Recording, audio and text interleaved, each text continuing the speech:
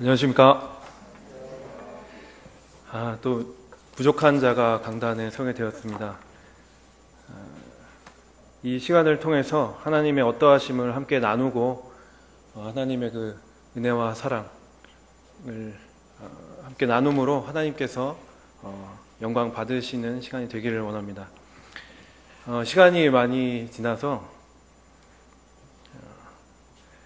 빨리 진행을 하겠습니다. 2016년도 벌써 이제 7월이 됐고 7월 셋째 주말 주일이 되었습니다. 신년이 시작되어서 이제 인사를 이렇게 나누고 한 게 엊그제 같은데 벌써 반이 넘게 지나가 버렸습니다. 우리가 연초에 이제 새해를 시작할 때 보통 새해 복 많이 받으세요, 새해 복 많이 누리세요 이런 인사를 하곤 하는데 성도님들 새해 복 많이 누리고 계십니까? 네, 역시 우리 팔공로 교회 성도님들 주님께서 주신 복을 많이 누리고 계신 것 같습니다. 전반기에 대한민국 사회 이슈가 된 것들 중에 바로 금수저, 흑수저라는 그런 용어 많이 들어보셨죠? 예, 그 사회의 어떤 그 양극화 현상, 불균형한 그런 현상들을 어쩌면 좀 자포자기적인 심정으로, 자조적인 심정으로 바라보면서 만들어낸 말이 아닌가 싶습니다. 금수저는 말 그대로 금수저를 가지고 태어났다 해서 아주 풍요롭고 넉넉한 집안에서 태어나서 좋은 조건에서 사회 생활을 시작하게 된 사람들을 말하고, 흑수저는 그와 반대로 좀 안 좋은 형편에서 어려운 상황에서 사회에 발을 딛게 된 사람들을 이렇게 통칭하게 되는 것을 보게 되었습니다. 성도님들은 어떤 수저, 혹시 자기 무슨 수저다 이렇게 생각해 보신 적 있으십니까? 사실 저는 금수저를 한 몇 개씩 차고 태어날 뻔했습니다. 저희 할아버지께서 굉장한 부자셨거든요. 하나님께서 아브라함을 축복하실 때 네가 서서 있는 땅의 동서남북을 바라봐라. 이 땅을 너에게 다 주겠다 하셨습니다. 마치 그것처럼 저희 할아버지께서 이제 경기도 여주에 사셨는데, 이제 마당에 나와서 바라보는 모든 땅과 산들이 다 저희 할아버지 땅이었어요. 대단한 부자셨는데, 이제 다만 그 부가 저한테까지는 오지 않았습니다. 네. 그래서 금수저를 차고 날 뻔했다고 말씀드리는데, 저희 할아버지께서 이제 집안에 많은 머슴도 거느리시고 부잣집 도령님으로 사셨어요. 그러시다가 그 할아버지의 부모님이 일찍 돌아가시고 그 거대한 부를 이제 어린 나이에 가지고 계시다 보니까 술과 노름, 또 무리한 사업 시도 같은 것으로 인해서 그런 것들 다 탕진해 버렸습니다. 우리나라 속담에 이제 부자는 망해도 3대를 간다 이런 속담이 있는데, 요즘에 이 속담 바뀌어야 됩니다. 부자도 망하면 한 번에 훅 간다. 그래서 그래서 제가 그 금수저를 가지고 태어나지 못한 게 원망이 되었느냐, 할아버지를 원망하게 되었느냐 하면 그렇지는 않습니다. 사실 저는 그 얘기를 말로만 들었고 보지도 못했거든요. 누려보지도 못했어요. 그래서 그게 어떤 것인지도 잘 모르고, 사실 만약에 그러한 환경에서 내가 그런 부유한 환경에서 태어났다고 생각하면 과연 지금의 내가 있었을까?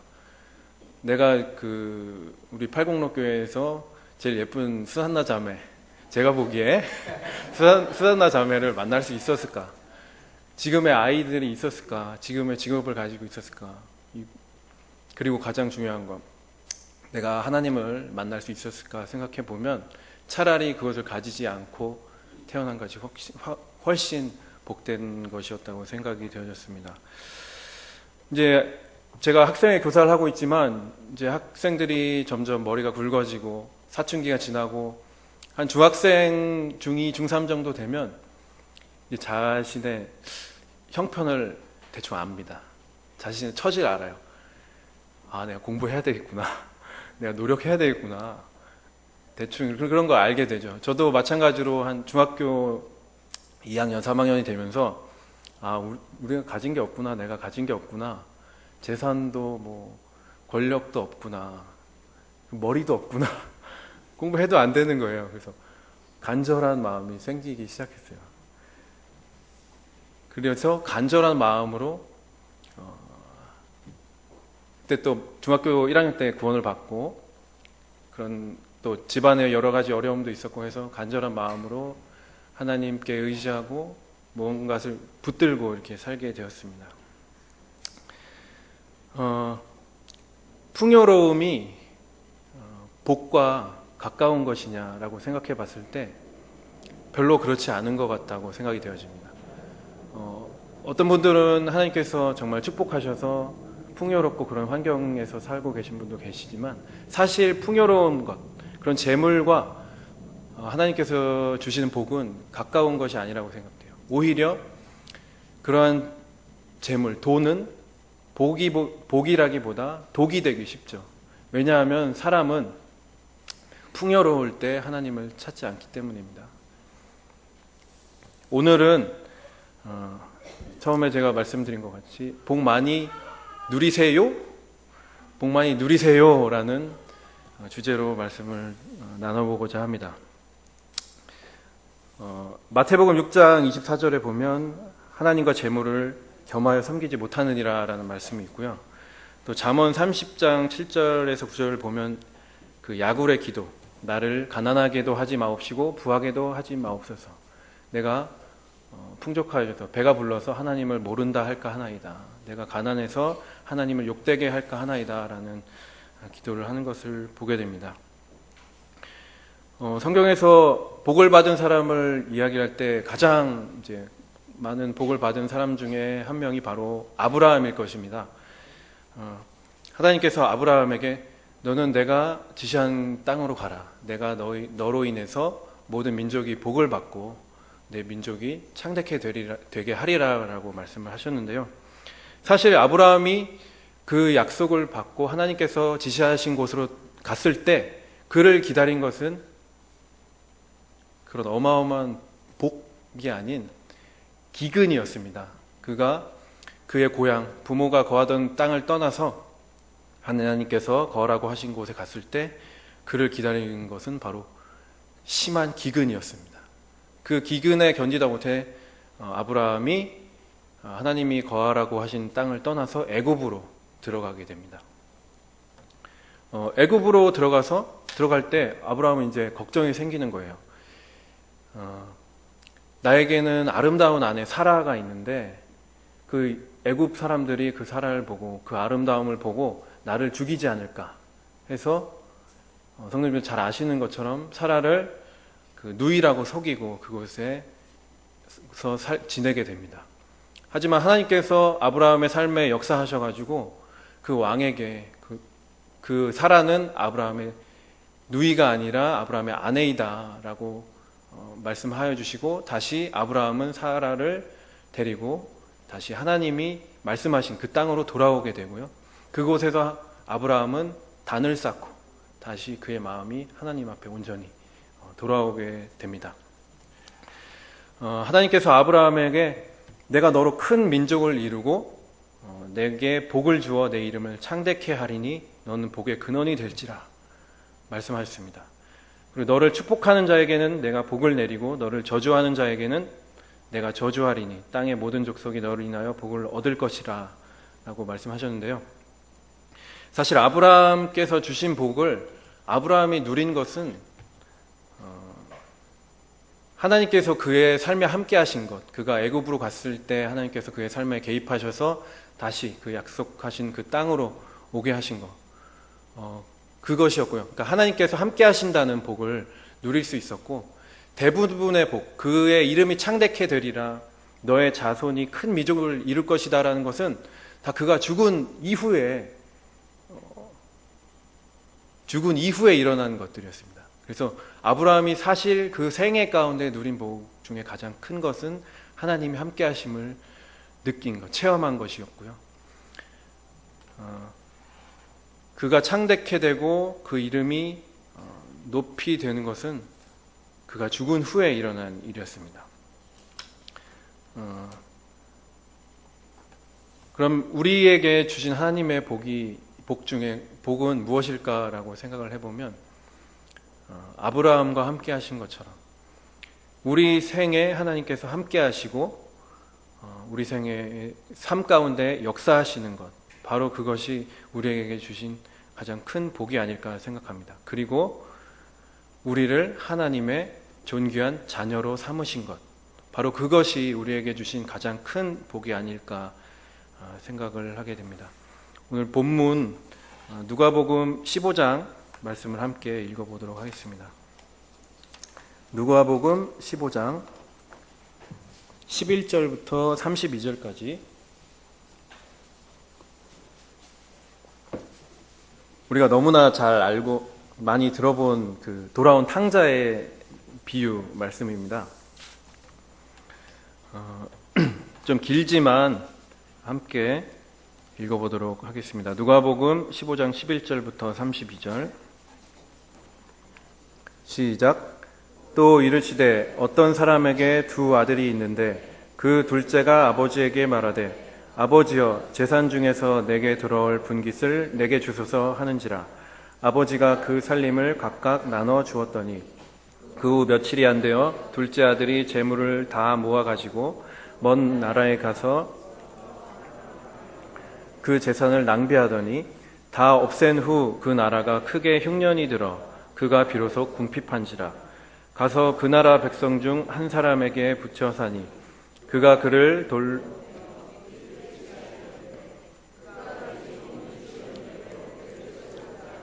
주는 자가 없는지라. 이에 스스로 돌이켜 이르되 내 아버지에게는 양식이 풍족한 얼마나 많은가. 나는 여기서 줄여 죽는구나. 내가 일어나 아버지께 가서 아버지를 지금부터는 아버지 아들이라 일컬음을 감당하지 못하겠나이다. 나를 품꾼의 하나로 보소서 하리라 하고 이에 일어나서 아버지께로 돌아가니라. 아직도 거리가 먼데 아버지가 그를 보고 측은히 여겨 달려가 목을 안고 입을 맞추니 아들이 이르되 아버지 내가 아들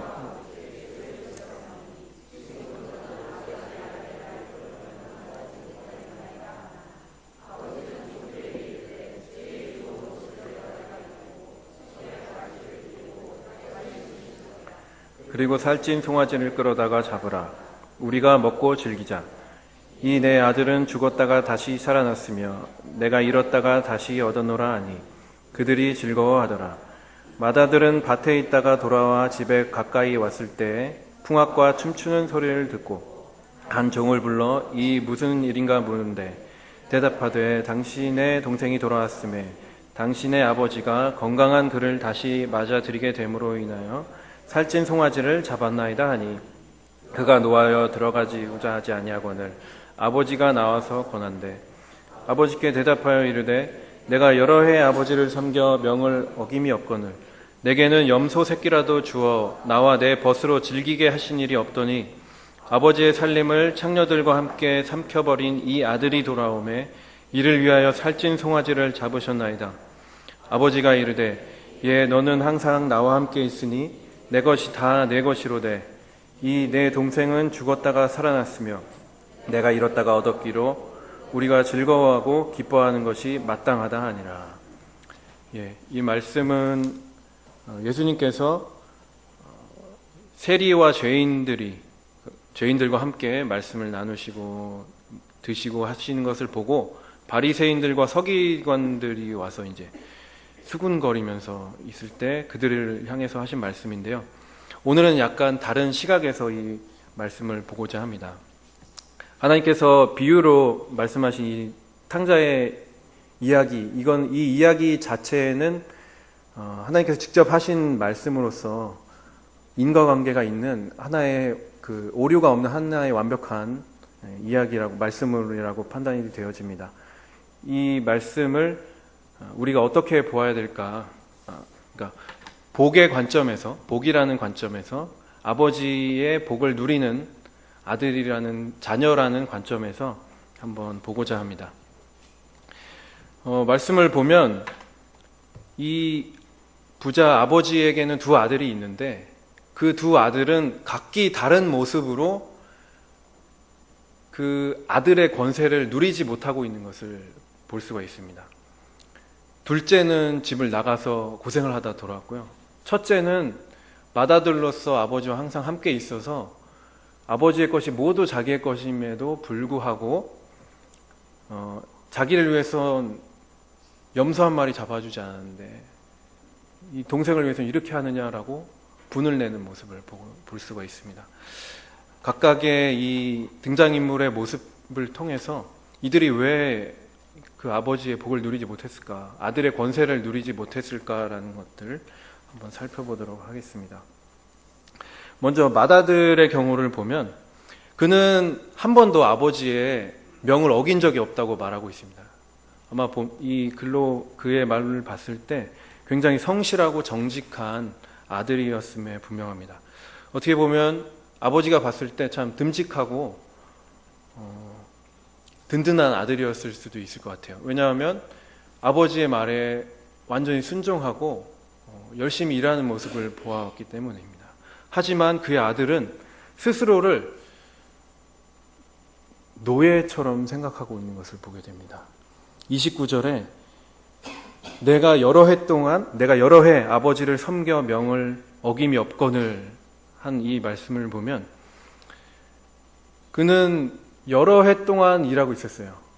그 해를 계수하면서 정말 오래 일했다는 그런 마음이 그의 말에 담겨 있는 것 같습니다. 그리고 아버지를 섬겼다고 했는데요. 영문 성경에 보면 이 섬겼다는 단어를 슬레이빙, 그러니까 그 노예처럼 노역을 살았다라고 적어놓고 있습니다. 자신은 큰아들, 맏아들로서 아버지의 유업을 이을 장자의 권리를 가지고 있음에도 불구하고 스스로를 노예로 여기고 그곳에 아버지의 일에 매여서 여러 해 동안 고생하고 수고한 사람으로 스스로를 여기고 있는 것입니다. 하지만 그 말을 들었을 때 아버지께서는 이렇게 얘기합니다. 너는 항상 나와 함께 있어서 내 것이 다 내 것이다. 너는 왜 스스로를 그렇게 생각하느냐라고 말하는 것 같습니다. 장자의 권리는 아주 큰 것입니다. 그래서 둘째가 작은 아들이 그 유산의 일부를 가지고 나갔지만 장자의 몫은 훨씬 더 크죠. 그리고 그 아버지의 말대로 항상 아버지와 함께 있으면서 아버지의 것이 모두 그의 것인데 그는 스스로를 아들로서 여긴 것이 아니라 아들로서 여기고 그 장자의 권리를 누린 것이 아니라 노예로 여기고 그 풍요로움을 누리지 못한 그런 안타까운 모습을 볼 수가 있습니다. 우리 가운데도 종종 이와 비슷한 모습을 볼 수 있는 것 같습니다. 여기 그 아버지는 어떤 아버지인가 보면 그 둘째 아들이 궁핍해서 줄이고 있을 때 우리 아버지 집엔 먹을 것이 풍족한 종들이 얼마나 많은가 얘기합니다. 그 아버지는 부유할 뿐만 아니라 자비롭고 인자해서 종들에게조차 풍족한 먹을 것과 그런 것을 주는 그런 아버지였어요. 그러나 첫째는 아버지가 자기 일을 위해서 그 염소 한 마리 잡아주지 않았다는 것으로 인해서 굉장히 마음이 상해 있는 상황입니다. 과연 그 아버지가 큰아들이 무언가를 구했을 때 아버지 제 생일에 이번 생일에 염소 한 마리 잡아주세요 하면 잡아주지 않았을까요? 염소 한 마리가 뭐냐, 송아지도 잡고 뭐도 잡고 친구들도 다 불러라 하지 않았겠습니까? 그런 아버지에게 있으면서도 그의 아버지가 어떠하신 분인지를 잘 몰랐었던 것 같습니다. 그의 넘치는 자비와 사랑을 모르고 그런 것들을 구하지 않고 노예처럼 살았던 것 같습니다.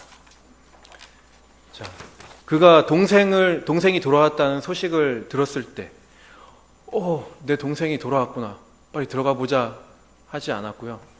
이게 웬 잔칫소리지? 했을 때 동생이 돌아와서 아버지가 소를 잡았다 하는 얘기를 듣고 너무나 화가 납니다.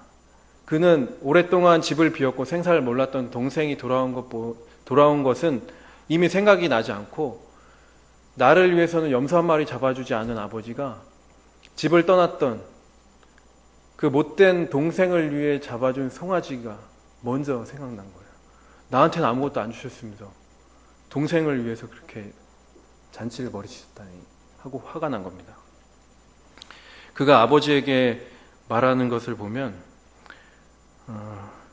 내게는 염소 새끼라도 주어 나와 벗으로 즐기게 하신 일이 없더니 30절에 보면 아버지의 살림을 창녀들과 함께 삼켜버린 이 아들이 돌아오매 이미 그는 자기 동생을 동생으로 여기지 않는 것 같아요. 그 아버지 재산을 탕진하고 돌아온 내 동생에게는 이렇게 말하지 아니하고 아버지의 재산을 탕진하고 돌아온 이 아들, 아버지 아들이라는 거예요. 나와는 관계없는 사람이라는 거죠. 아버지 아들이 돌아오매 살찐 송아지를 잡으셨습니까? 라고 이야기를 하는 겁니다. 어쩌면 그는 둘째 자신의 동생이 아버지께 그 재산을 얻어서 나갈 때부터 이미 그 동생을 향한 마음이 삐뚤어져 있었을 수도 있을 것 같아요. 자기는 장자로서 아무것도 누리지 못했는데 동생은 자기 재산 가지고 나간 겁니다. 그래서 막 허랑방탕하게 살고 마음대로 살다가 그 다 잊어버리고 돌아왔는데 이러한 대접을 받다니. 그래서 그는 자신은 누리지 못한 거 하나도 누리지 못했는데 오히려 잘못한 동생이 그런 것들을 누린다는 사실에 의해서 그 동생에게 질투와 원망을 가지게 된 것 같습니다. 그렇다면 이 맏아들이 굉장히 나쁜 사람인가 보면 그렇지는 또 않아요. 그는 오히려 굉장히 성실하고 정직한 사람입니다. 그의 말에서 여러 해 동안 아버지를 진짜 열심히 섬겼고 그의 아버지의 명령을 거역한 적이 없었습니다. 그러한 정직하고 성실한 사람인데 자신의 복을 누리지 못하고 그 아버지와의 관계를 누리지 못하고 그 관계에서 가질 수 있는 행복과 즐거움을 깨닫지 못했던 어쩌면 굉장히 가여운 사람일 것입니다. 반면에 그 둘째 아들을 살펴보면 이 둘째 아들은 첫째 아들과 정반대로 자기가 아들로서 누릴 수 있는 것을 굉장히 잘 알고 있습니다. 그래서 내가 아들이니까 아버지 거 중에 저거는 내 거야 라는 거. 그래서 그것을 미리 달라고 해서 가지고 먼 곳으로 떠나게 됩니다.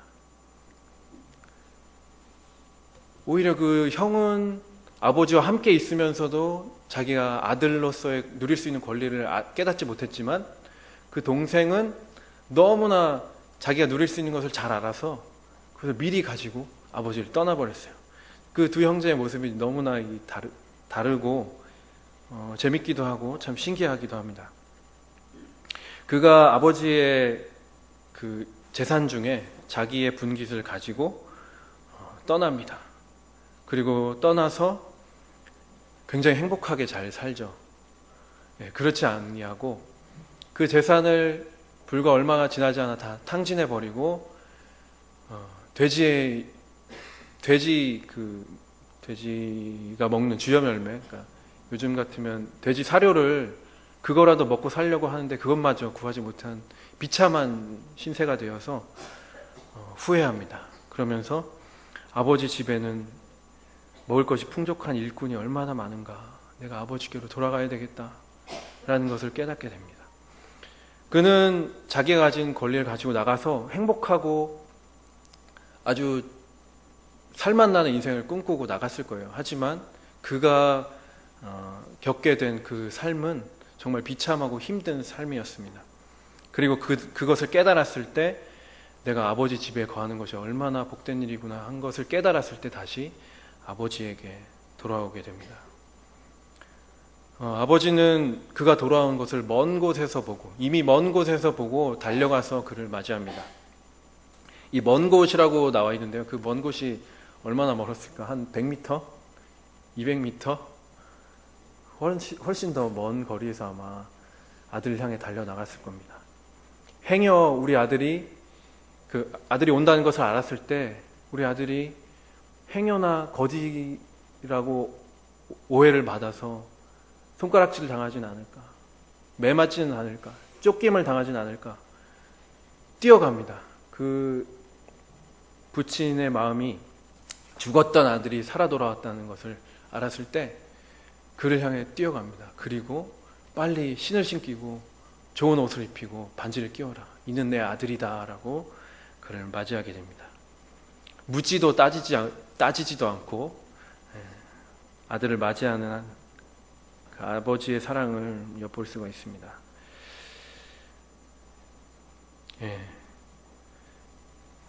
다른 말씀을 몇 구절 또 찾아보도록 하겠습니다. 요한복음 1장 12절, 다 아시는 말씀이죠.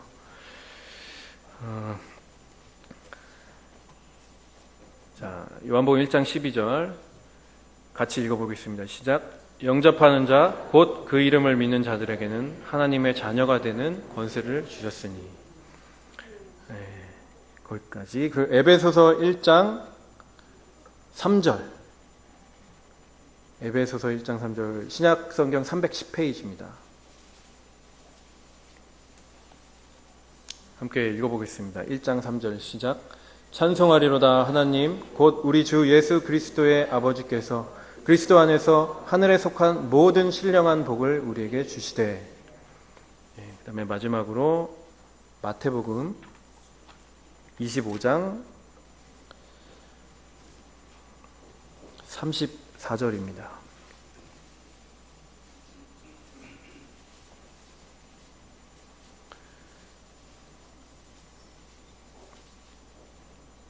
마태복음 25장 34절 함께 읽어보겠습니다. 시작. 그때 임금이 그 오른편에 있는 자들에게 이르시되 내 아버지께 복받을 자들이여 나와 창세로부터 너희를 위하여 예비된 나라를 상속받으라. 제가 찾아본 세 구절이 제가 알고 있는 가장 우리에게 우리를 향한 복을 잘 나타내 주시는 말씀입니다. 영접하는 자 곧 그 이름을 믿는 자들에게는 하나님의 자녀가 되는 권세를 주셨다라고 말씀하고 계십니다. 우리가 받은 복 중에 이보다 더 큰 복이 있을 수 없는 것입니다. 죽을 수밖에 없었고 멸망할 수밖에 없었던 자들인데 그 이름을 믿는 것 하나만으로 하나님의 존귀한 자녀가 되는 그런 권세를 주셨다고 하셨습니다. 이것보다 더 큰 복이 우리에게는 없을 것입니다. 그리고 이 복은 어떤 복이냐 하면 하나님께서 우리에게 주신 하늘에 속한 모든 신령한 복이다라고 말씀하고 계십니다. 그리고 그뿐만이 아니라 창세로부터 너희를 위해 예비된 나라를 상속하라라고 말씀하고 계십니다. 우리가 받은 이 복이 얼마나 큰 복입니까? 하나님의 자녀로서 우리가 누릴 수 있는 복들, 하나님께서 우리에게 주신 것들이 얼마나 크고 놀라운 것입니까? 그런데 혹시 우리는 이 맏아들 또는 둘째 아들처럼 그 아들 된 권세를, 그 권리를, 그 복을 누리지 못하고 있는 것은 아닌가 생각해 보게 됩니다. 우리는 또 이 땅에서도 이미 많은 복을 받았습니다. 풍요롭지 못하더라도 끼니 굶지 않잖아요. 먹고 사는 것, 항상 이쁘고 사랑스럽고 좋지만 않지만 우리 가족들과 함께 지지고 볶고 사는 것, 그리고 엄청 까다로운 상사도 있지만 그래도 다닐 직장이 있다는 것, 우리가 또 이 팔공로 교회에 속해 있다는 것, 성도들과 함께 교제하고 하는 것. 제가 학생회 교사 하다 보니까 학생들 가끔 지질이 말 안 들을 때가 있어요. 막 미워 막. 그렇지만 너희를 위해 내가 있다라는 생각, 너희들은 나의 그 복이다라는 그런 생각을 하게 됩니다. 이렇게 우리는 이 땅에서도 이미 많은 복을 받았습니다. 그리고 우리가 받은 복 중에 가장 큰 복은 좀 전에 얘기한 하나님의 자녀가 된 것, 존귀한 자가 된 것, 그리고 그럼으로써 그 복, 하나님의 복음이 전해지는 통로가 된 것, 그리고 하나님께서 내 삶에 함께 하시는 것입니다. 하나님께서는 에베소서에서 우리 같이 읽었었죠. 하늘에 속한 모든 신령한 복으로 복 주셨다라고 하는데 우리는 아직도 가끔 이 땅에 속한 모든 저속한 복을 바라고 있는 거예요. 아, 이거 좀 주시지. 이거 좀 더 해주셨으면 좋겠다. 더 원하고 더 원하고. 그 둘째가 자신의 그 유산을 받아서 만약 그 아버지의 재산이 한 100억이었다. 부자잖아요. 100억대 자산가였다 했을 때 아마 장남의 이 시대에는 장남의 몫이 훨씬 더 크고요. 아마 7대 3 정도의 비율로 나눠질 수가 있다라고 기록이 돼 있더라고요. 근데 이제 살아 있을 때 그걸 가지고 가면 더 적은 양을 가지고 간답니다. 아무튼 그 많은 재산을 가지고 행복을 바라고 떠났습니다. 하지만 그의 삶은 전혀 행복하지 않았습니다. 결국 그를 기다린 것은 더 큰 절망과 공허함이었죠. 또 첫째 같은 경우에 열심히 일하고 순종하면 아버지께서 나를 위해 염소 한 마리 정도는 잡아주시겠지. 그러면서 견디고 일했습니다. 하지만 어떤 그런 대가를 바라고 견디고 일하는 것은 결코 즐겁지 않아요. 오히려 장자로서 아버지의 유업을 이을 자로서 아버지의 것이 자기 거잖아요. 그래서 아버지의 유업을 확장하기 위해서 염소를 더 키워야 되겠다. 젖소를 늘려야 되겠다. 소를 더 늘려야 되겠다. 저쪽 땅을 개간해야 되겠다. 하는 그런 생각으로 기쁨을 누리면서 일할 수 있었는데 그는 그렇지 못했습니다. 그가 아버지께 이번에 염소가 아주 잘 됐습니다. 아주 많아졌어요. 그래서 통통한 염소 한 마리 잡아서 아버지께 해드려야 되겠다 하면 그 아버지께서 고맙다 얘야. 송아지도 잡고 해서 다 같이 즐기자. 친구들도 불러라 하지 않으시겠습니까? 다시 아까 그 첫째 아들이 말했던 그 섬김이라는 단어를 생각해 보기를 원합니다. 그 성경에는 한국말로는 섬김이란 단어가 한 가지로 이렇게 나오는데요. 제가 원어는 찾아보지 못했지만 영어 성경으로 보면 두 가지 단어가 있습니다. 아까 말씀드린 그 슬레이빙, 노예처럼 일하는 거, 그리고 serve, 그래서 그 뭐죠? 주의 종, 섬기는 거죠. 그러니까 노예가 아니라 하나님의 종으로서, 일꾼으로서 섬기는 거. 그 두 개는 한국말로는 똑같이 섬김이지만 영어로는 너무나 큰 차이가 있습니다. 그 노예로서 섬기는 거하고 하나님의 종으로서 섬기는 거. 그 하나님의 종으로서 섬김의 가장 좋은 예를 보여준 인물 중에 하나가 바로 다니엘이라고 생각이 되는데요. 다니엘이 포로로 잡혀가서 하나님의 그 역사 가운데서 성장해서 결국 총리가 되고 총리 중에서도 가장 뛰어난 총리가 되어서 그 왕의 신하들과 관료들의 계략에 의해서 사자굴에 던져지게 됩니다. 그 사자굴에 던져지게 된 다니엘을 왕이 찾아가서 묻습니다. 사시는 하나님의 종 다니엘아, 내가 항상 섬기는 하나님께서 너를 사자의 입에서 구원하셨느냐? 그가 보여준 섬김은 노예로서의 매여서 일하는 것이 아니라 하나님의 종으로서, 하나님의 일꾼으로서 하나님을 사랑하고 하나님을 높이면서 정말 그런 모습을 그런 간증을 나타내었기 때문에 왕조차도 사시는 하나님의 종 다니엘아, 다니엘을 그렇게 불렀어요. 사시는 하나님의 종 다니엘. 내가 항상 섬기는 하나님께서, 그냥 하나님께서 너를 구원하셨느냐 묻지 아니하시고 내가 항상 섬기는 하나님께서 너를 사자의 입에서 구원하셨느냐. 그가 하나님을 어떻게 섬겼는지 우린 말씀을 통해서 볼 수 있습니다. 그 모두 왕 이외의 자에게 기도하는 사람들은 모두 사자굴에 던지겠다라는 어명이 반포된 후에도 그는 늘 하던 바와 같이 하나님께 기도를 드렸습니다. 하나님을 섬기는 이의 모습이 다니엘 보면 얼마나 당당하고 능력 있고 아름답기조차 합니다. 그가 어릴 때 포로로 잡혀가서 나는 왕의 진미를 먹지 않겠습니다 라고 하는 그 장면부터 이 사자굴에 던져질 것을 알면서도 하나님께 기도한 그 모습, 그리고 결국 하나님께서 그를 구하시고 그의 생애에 역사하신 그 모습을 보면 하나님의 종으로서 하나님을 온전히 섬기는 이의 모습이 너무나 당당하고 정말 능력 있고 아름다운 것을 볼 수가 있습니다. 만약에 맏아들처럼 유업을 이을 자로서 아버지를 섬기는 것이 아니라 그가 생각했던 거죠. 종살이하듯 노예처럼 사는 것은 얼마나 참 비참하고 어려운 일입니까? 그리고 그 둘째처럼 나에게 주신 복을 제대로 보지 못하고 다른 것을 쳐다볼 때 그의 삶이 얼마나 어려워집니까? 저희 강단에서 말하기 참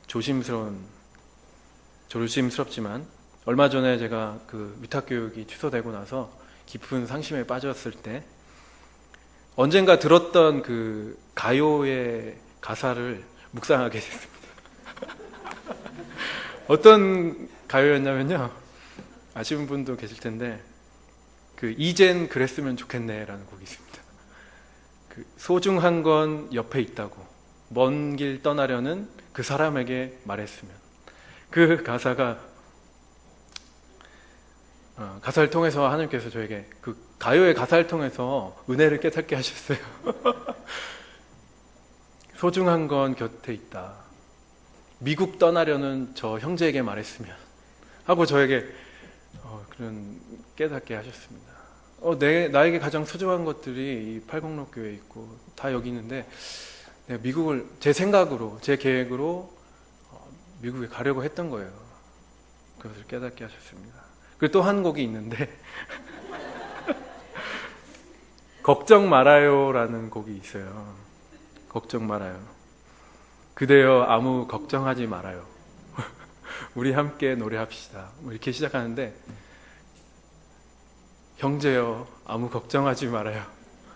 우리 함께 찬양합시다. 이런 가사로 저에게 들려지더라는 거였습니다. 그렇다면 우리 학생들에게 가요를 들을 것을 권하는 것은 아닙니다. 저의 그 상황을 잘 아신 하나님께서 저의 상황에 맞는 방법으로, 저의 분량에 맞는 방법으로 저를 위로하시고 하나님의 뜻을 보여주셨다고 분별이 되어집니다. 아무튼 그것을 통해서 하나님께서 이런 다른 뜻이 계셨구나, 나의 삶에 여전히 역사하고 계시는구나 라는 것을 깨닫게 되었습니다. 마치 아브라함이 기근 때문에 하나님의 약속하신 땅을 떠나서 이방에 갔을 때 하나님께서 그의 삶에 역사하셔서 그를 다시 제자리에 하나님 앞에 돌려놓은 것처럼 하나님께서 내 삶에 역사하시고 나를 제자리로 돌려놓으시는구나 하는 것을 깨닫게 되었습니다. 저는 그랬던 것 같아요. 내가 이것을 하고 이것을 해서 하나님 기쁘시게 해드려야 되겠다라고 생각했지만 하나님은 그것을 원하시지 않았습니다. 마르다가 이것도 준비하고 저것도 준비하고 이것저것 하느라 바빠 죽겠는데 동생은 예수님 옆에 막 가만히 앉아 있는 거예요. 화가 나는 거예요. 그래서 예수님, 저 이렇게 바쁜데 동생한테 저 좀 도와주라고 하세요 했는데 예수님께서는 오히려 마르다야, 네가 여러 가지 일로 분주한데 한 가지만 해도 족하다. 마리아는 지금 제일 좋은 것을 택했어. 그것을 뺏기지 않을 거다 라고 말씀하셨습니다. 하나님께서 제가 이것도 저것도 이거 저거 해서 이렇게 해야지 라고 생각했을 때, 찬이야, 그런 거 다 필요 없다. 네가 한 가지만 택해도 그게 족하다. 여기서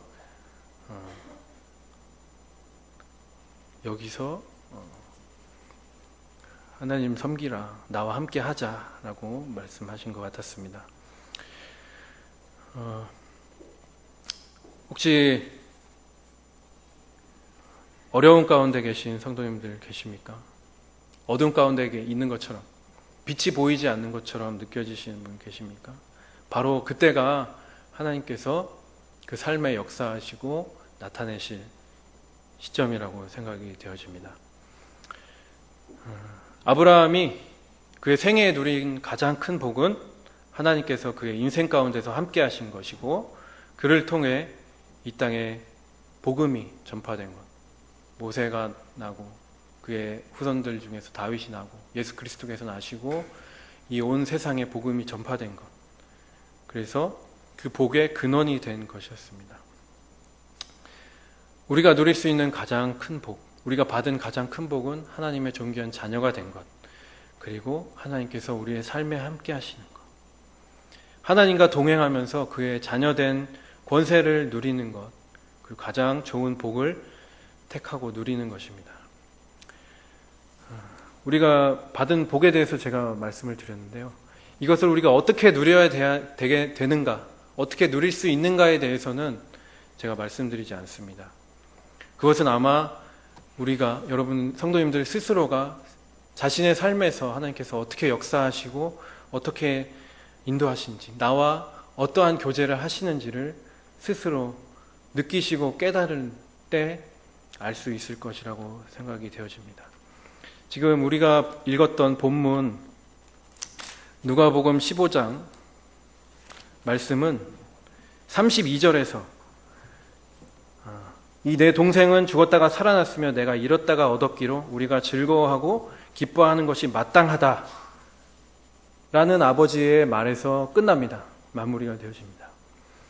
과연 33절, 34절, 35절이 쓰여 내려진다면 성도님들은 어떻게 쓰시겠습니까? 어떻게 쓰여지기를 원하십니까?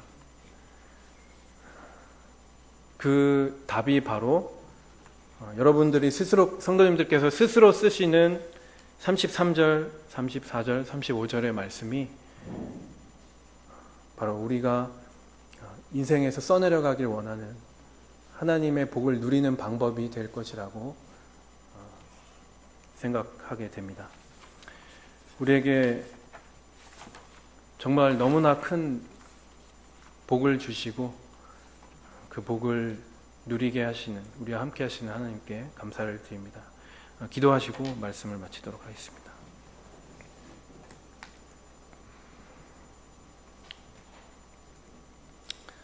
아버지 하나님, 감사를 드립니다. 그 무엇보다도 귀한 복을, 주님의 자녀가 되는 그 복을 우리에게 주시고 또한 우리 삶 가운데서 역사하시는 그 복을 누리게 하심에 감사를 드립니다. 저의 눈이 어두워져서 다른 복을 바라보고 다른 곳으로 가려고도 하고 아버지를 잘 알지 못해서 아버지의 그 사랑과 자비하심을 알지 못해서 나에게 인색하신 분으로 오해하기도 하였습니다.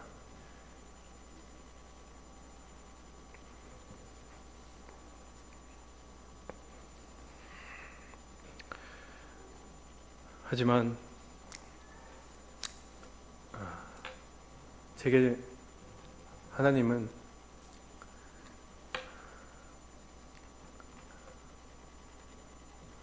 아버지가 되시고 참 그 모든 것을 유업으로 주실 분이시고 종들에게도 후히 주시는 자비하시고 인자하신 주님이심을 보게 될 때 참 감사를 드립니다. 주님의 그 사랑과 은혜를 참 맛보아 알게 하시고 더욱 누리게 하여 주시옵소서. 다니엘처럼 당당하고 능력 있는 모습으로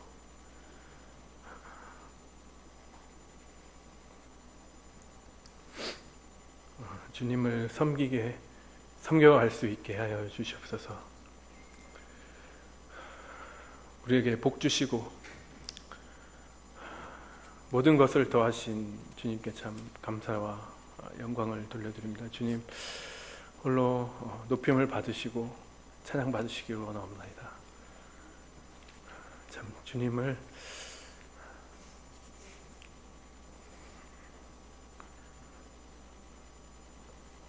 사랑합니다. 이 모든 말씀 우리 주 예수 그리스도의 이름으로 감사하며 기도드립니다.